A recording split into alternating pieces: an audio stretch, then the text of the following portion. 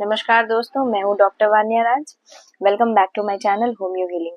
आज हम बात करेंगे वायरल फीवर के बारे में। जैसा कि हम जान रहे हैं कि मौसम चेंज हो रहा है, गर्मी के बाद अब सर्दियों का मौसम आ रहा है, तो इस मौसम में वायरल फीवर होना एक आम बात है। आज हम जानेंगे कि टॉप होम्योपैथिक मेडिसिन कौन सी हैं जो कि वायरल फीवर में काफी हेल्पफुल हैं, काफी इफेक्टिव हैं। तो शुरू करते हैं। दोस्तों, मेडिसिन डिस्कस करने से पहले हम वायरल फीवर के पैटर्न के बारे में, जो आजकल पैटर्न चल रहा है उसके बारे में समझ लेते हैं। जो ओपीडी में जो मोस्टली पेशेंट्स आ रहे हैं उनका मैनिफेस्टेशन कैसा है, वो कैसे अपने लक्षण को प्रस्तुत कर रहे हैं, उसके बारे में जान लेते हैं। तो वायरल फीवर में सबसे पहले तो थ्रोट में पेन हो रहा है आजकल। पेन होने के बाद जैसे लगता है, पेशेंट बोलता है कि चुभ रहा है, गड़ रहा है, गड़ने वाली फीलिंग हो रही है, ऐसा महसूस हो रहा है कि अब जुकाम होने वाला है।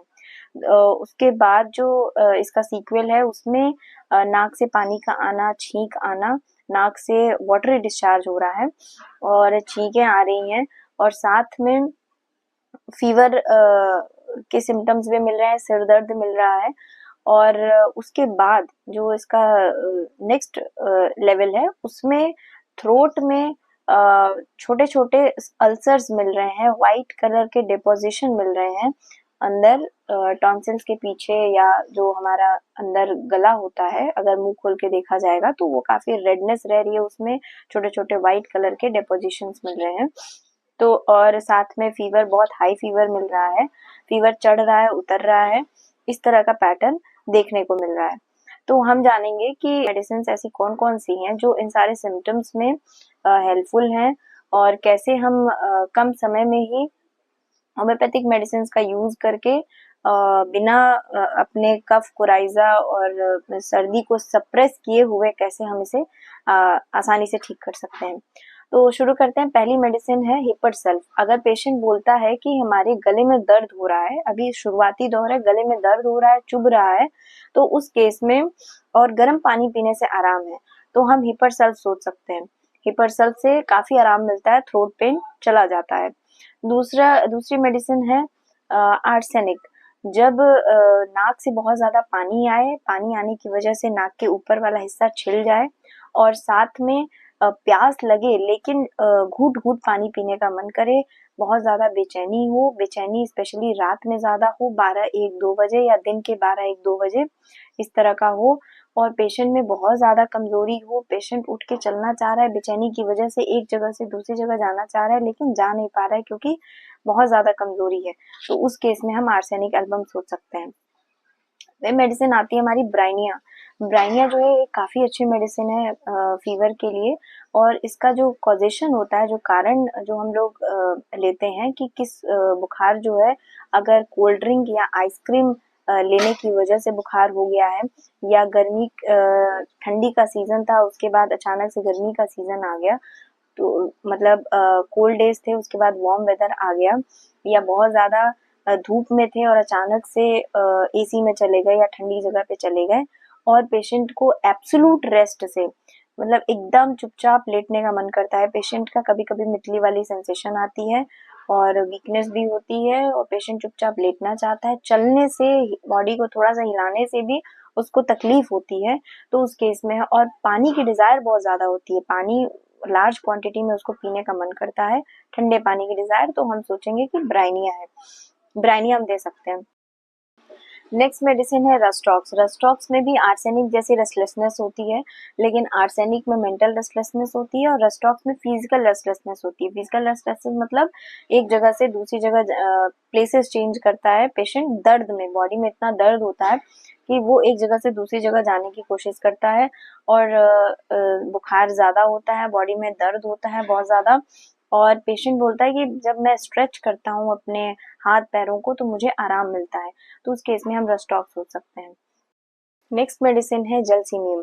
जलसीमियम एक बहुत ही वंडरफुल रेमेडी है फीवर के लिए, और इसमें क्या होता है कि मस्कुलर पेन होता है, और एक खास बात इसकी है कि बुखार के साथ प्यास नहीं होगी, बुखार में ठंड लगेगा, फीवर होगा, चिलनेस होगी, लेकिन विदाउट थर्स्ट, प्यास नहीं लगेगी। साथ में आंखें बहुत ज्यादा भारी रहेंगी, पलकें बहुत ज्यादा भारी लगती हैं, और आंख बंद करने का ही मन करता है, आंख खोलने का मन नहीं करता है। पेशेंट बहुत ज्यादा डल रहेगा, बहुत ज्यादा ड्राउजीनेस, ऐसा लगे हमेशा हर वक्त नींद लगी हुई है, और इस तरह की चीज अगर मिलती है तो हम जलसीमियम सोच सकते हैं।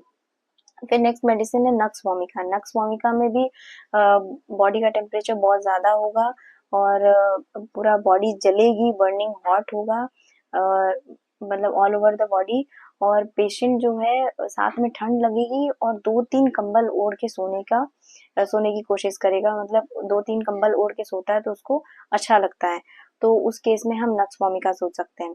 फिर है यूपाटोरियम परफोलिएटम। यूपाटोरियम परफोलिएटम, बोन में पेन है, हड्डियों में दर्द हो रहा है, साथ में चिलीनेस है और चिलीनेस के साथ प्यास भी लग रही है, तो उस केस में हम यूपाटोरियम परफोलिएटम सोचते हैं। फिर मेडिसिन है फेरमफॉस। फेरमफॉस जो है, जो शुरुआती तौर पे सर्दी जुकाम होता है और जो हल्का फुल्का फीवर लगता है स्टार्टिंग में कि हाँ हल्का फुल्का बुखार है, बुखार जैसा लग रहा है, कैटरल फीवर जिसको बोलते हैं, तो उस केस में हम फेरमफॉस यूज कर सकते हैं। फिर नेक्स्ट मेडिसिन है MIR, that is merc iodatus रिवर। मर्क आयोडेटस रिवर एक बहुत ही वंडरफुल रेमेडी है अगर गले में स्मॉल अल्सर्स हो गए हैं, वाइट डिपोजिशन हो गया है, स्पेशली लेफ्ट साइड के टॉन्सिल्स के अराउंड या पीछे, लेफ्ट साइड इन्वॉल्व है, घुटने में दिक्कत हो रही है, स्वेलोइंग डिफिकल्ट हो रहा है, चाहे लिक्विड हो या सॉलिड हो, कुछ भी खाने पीने में बहुत समस्या हो रही है, घोटा नहीं जा रहा है, बार बार हॉकिंग की सेंसेशन है गला बार बार इंसान ऐसे कर रहा है और ऐसा लग रहा है कि कुछ गले में कुछ फंसा हुआ है, तो उस केस में मर्क आयोडेटस रिवर काफी अच्छा काम करती है। एक और मेडिसिन है मर्क आयोडेटस फ्लेवस। ये मेडिसिन राइट साइड पे, अगर थ्रोट में राइट साइड में प्रॉब्लम है, टॉन्सिल्स के राइट टॉन्सिल्स के पीछे ये छोटे छोटे डिपोजिशन, छोटे छोटे स्मॉल अल्सर्स हुए हैं और इसमें कांस्टेंट डिजायर होता है, बार बार पेशेंट घोटने की कोशिश करता है, स्वेलिंग होती है, दोनों ग्लैंडुलर स्वेलिंग हो जाती हैं दोनों में, मर्क आयोडेटस रिवर में भी, मर्क आयोडेटस फ्लेवस में भी। तो मर्क आयोडेटस फ्लेवस में राइट साइड प्रोमिनेंटली इन्वॉल्व है और स्वेलिंग है और घोटने में जो है बार बार घोटने की इच्छा है, तो उस केस में हम मर्क आयोडेटस रिवर सोचते हैं। आई होप आपको ये वीडियो काफी अच्छा लगा होगा, काफी इन्फॉर्मेटिव लगा होगा, क्योंकि इसमें मैंने वायरल फीवर से रिलेटेड जो मोस्ट इम्पॉर्टेंट मेडिसिन हैं जो इंडिकेटेड होती हैं मोस्ट ऑफ द केसेस में होम्योपैथी में, वो मैंने इसमें डिस्कस करने का, इसमें बताने का कोशिश किया है और साधारण भाषा में बताने की कोशिश की है। तो आई होप आपको ये वीडियो अच्छा लगा होगा, और अच्छा लगा हो तो प्लीज इसे लाइक करें, शेयर करें और सब्सक्राइब करें। Thank you. दोस्तों मैं एक बात कहना चाहूंगी, होम्योपैथिक मेडिसिन जो है वो ओवरऑल व्यक्ति के फिजिकल, मेंटल और इमोशनल स्टेट के बेसिस पर मेडिसिन दी जाती है, जिसे हम कॉन्स्टिट्यूशनल मेडिसिन बोलते हैं, इंडिविजुअलाइज्ड मेडिसिन बोलते हैं। तो वो हर व्यक्ति विशेष के लिए मेडिसिन अलग हो सकती हैं on the basis of symptoms, on the basis of their personality. So जब भी मेडिसिन लें, अपने होम्योपैथिक डॉक्टर से पूछ कर, कंसल्ट कर कर ही होम्योपैथिक मेडिसिन का सेवन करें, तो वो ज़्यादा इफेक्टिव होगा। Thank you.